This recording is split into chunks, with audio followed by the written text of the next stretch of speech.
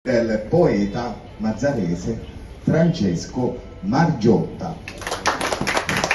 L'evento è organizzato dalla casa editrice Multiverso Edizioni insieme all'Associazione Culturale Villeci, con il patrocinio anche del Laboratorio Culturale Salvatore Salomone Marino e soprattutto del locale Luca 23 che ci accoglie in questa meravigliosa cornice. Prima di introdurre i componenti che oggi pomeriggio parleranno e relazioneranno appunto questo meraviglioso volume, voglio parlare dell'autore. Chi è Francesco Margiotta? Francesco Margiotta è cresciuto a Reggio Emilia, vive qui e lavora a Mazara del Vallo. Appassionato di poesia, Francesco è conosciuto perché ha ricevuto diversi riconoscimenti ai concorsi letterari. Le sue poesie sono state anche pubblicate in diverse antologie organizzate da associazioni culturali di imprese, ed è proprio in uno di questi concorsi che io ho conosciuto Francesco Margiotta. Acerbo me è la poesia che mi ha fatto conoscere Francesco Margiotta e che è, diciamo, uno dei tuoi cavalli di battaglia. Tu sei stato premiato al Memorial Salvo Galliano nel 2025, hai ricevuto il premio Talenti Vesuviani, sei stato premiato al concorso La Via Verde, concorso Schenè a Marsala, al premio Mazara del Vallo organizzato dal poeta mazzarese però che sta a Bologna, Sal di Giorgi, e il 2 maggio lui sarà premiato a Romitello al concorso Una poesia per la mia mamma organizzato dal Laboratorio Salomone Marino. Qui abbiamo una delle fondatrici, poi vi presento dopo, e lì lui ritirerà appunto un riconoscimento per la sua prima poesia in dialetto siciliano parlata mazzarese, quindi lui esordisce ora anche come poeta dialettale. E allora io prima volevo dire solo due paroline sul libro. Il libro, pochissimi momenti per ringraziarvi di essere qui. La nostra casa editrice è una casa editrice giovanissima, appena 3 anni e mezzo, si chiama Multiverso, legata anche alla teoria di tanti universi, perché ognuno di noi è un punto di vista diverso e quindi vede il mondo in maniera diversa, ma anche multiverso perché siamo amanti della poesia, solo che abbiamo inaugurato da poco la collana di poesia, abbiamo solo 3 volumi e invece per gli altri siamo già quasi a 50 volumi, quindi è con piacere che presento il nostro terzo volume, perché appunto per noi la poesia e l'uso delle parole sono cose importantissime. Dicevano volte uno che le parole cambiano il mondo e quindi l'uso delle parole adeguate, anche brevi, soprattutto brevi, che riescono in una breve pagina a sintetizzare un sentimento o un'idea, sono fondamentali. Quindi sentivo la tua voce, ho ascoltato le tue parole, sgorgavano da labbra profumate frasi perfettamente tangibili, suoni melodici e percepibili. Ormai l'acqua durava, la musica aveva un sapore. Riuscivo a vedere la forma in ogni lettera. I sensi si confondevano, si plasmavano, si univano diventando una sola miscela. La mia pelle copiava il tuo colore tingeva la mia carne, la mia bocca annusava il tuo collo, le tue mani assaporavano i miei fianchi. Intorno a noi non c'era più tempo, non esistevano più le stagioni, c'era solo la primavera. La domanda che io voglio porti è questa: qual è stata la scintilla iniziale che ti ha portato a scrivere questa raccolta di poesie d'amore? Da cosa è nato tutto? In realtà intanto ciao a tutti e grazie per essere qui, veramente sono emozionatissimo.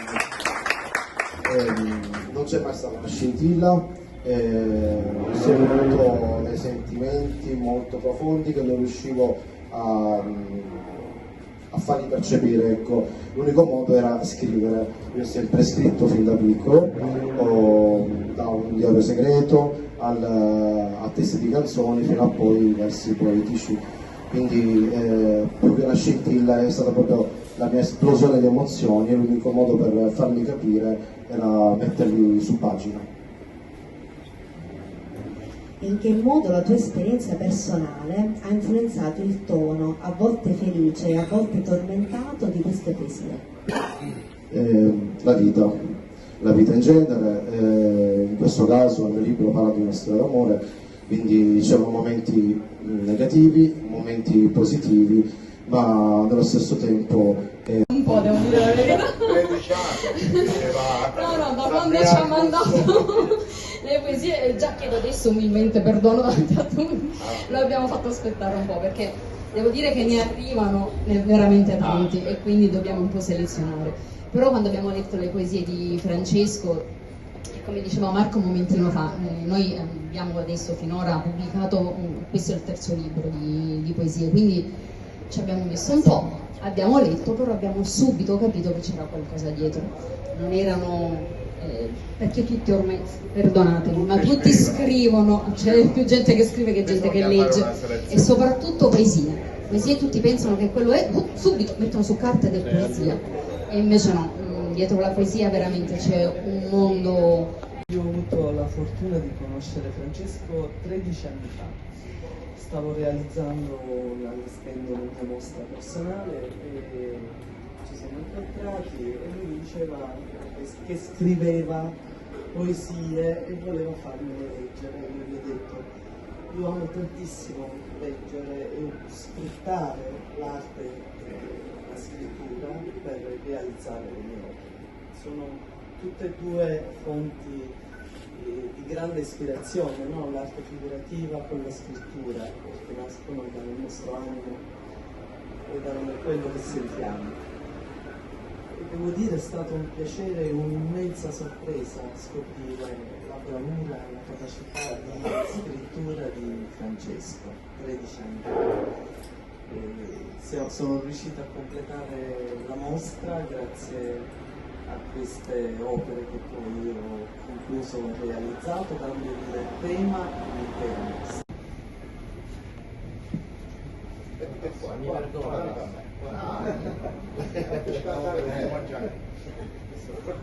Questo mi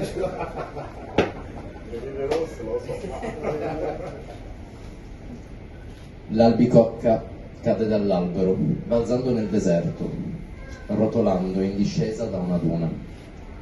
Sola e rosea di giovinezza rimase, ferma al suo triste e sottile saluto alla vita. Lasciandosi cullare da un suono amabile come le rose, triste come il pianto di un bambino. Più in là un violinista su una duna oscillava melodie nell'aria. Con lo sguardo immerso nel cielo e il volto angelico, muoveva l'archetto nervosamente, cercando un pubblico d'aria. Le corde. Domande al nostro autore.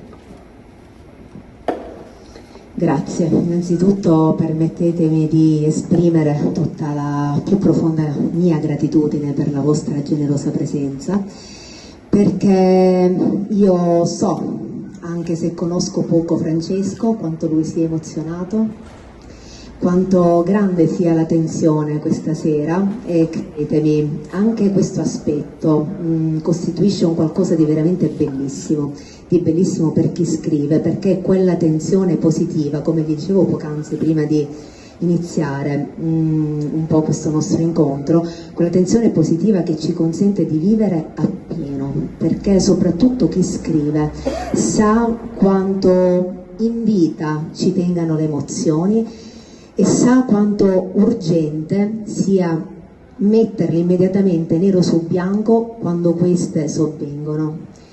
Correggimi se sbaglio, io credo che questo sia, diciamo, un aspetto. Tu distingui baci di fiori dalle parole, io distingo l'affetto da un girasole.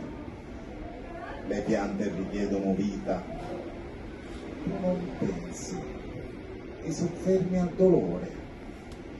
i paragoni, ti trovo come acqua nelle mie similitudini, sei terra arida, trasmettimi certezze nelle tue terre, che mi nasconderò tra le tue radici, proteggimi dal male che mi hai fatto, raccoglierò frutti dolci dai tuoi rami. Si è appena conclusa la presentazione del libro Amore parallelo in continua fioritura di Francesco Margiotta, qui presente. Tantissimi gli interventi, oltre all'autore, alla relatrice Cristina Tragna, all'editrice Rita Gianformaggio, Marco Tumbiolo, il depravatore Giorgio Dell'Urio, in una splendida cornice dove hanno partecipato tantissime persone e hanno ascoltato le poesie appunto di Francesco. Francesco, com'è andata? È andata benissimo, è stata un'emozione, tanta emozione, che comunque sono riuscito a superare. Ringrazio tutti di cuore, soprattutto la Luce, Adriana, e a Francesco Piglici per essere stato il primo presentatore e a tutti quelli che mi hanno sostenuto. Grazie del tanto cuore. Cristina, allora, il tuo pensiero? I miei più sinceri e sentiti complimenti al caro Francesco, il quale nonostante questa emozione, diciamo, a 360 gradi è riuscito ad esternare al meglio i propri contenuti, i propri sentimenti, regalandoci veramente delle emozioni straordinarie, e ha saputo regalarci uno spaccato del suo mondo interiore veramente profondo ed in maniera encomiabile ed eccezionale. Ancora i miei più sentiti complimenti a Francesco, davvero. Questa è la prima presentazione, naturalmente ce ne saranno altre. Francesco inizierà un tour di presentazioni in altri comuni per continuare a divulgare questa meravigliosa opera, Amore parallelo, pubblicato con Multiverso Edizione. Grazie e ancora grazie a Francesco e in bocca al lupo per tutti. Grazie. Bravo Francesco, complimenti. Grazie.